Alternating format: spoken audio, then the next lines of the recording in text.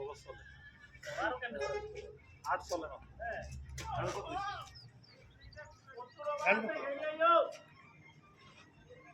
I তো এটা target রাখছিলাম আমি সব ঠেকে রেখে দিলাম পরে বোলার ইগুল ছাড়া আর নাই তো 75 রান তো ইগুল ছাড়া বোলার আর নাই তো সমস্যা নাই বলার চারটা এরপরে একটা বোনাস দিবই বলার চারটা 4 ওভার বোনাস পাইবা তোমরা অটোমেটিক হোক না এমনি হোক বল পাওয়া যায় না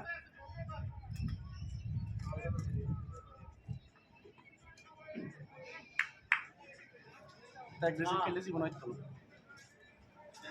লিডারকে চাপ দিতে লাগবে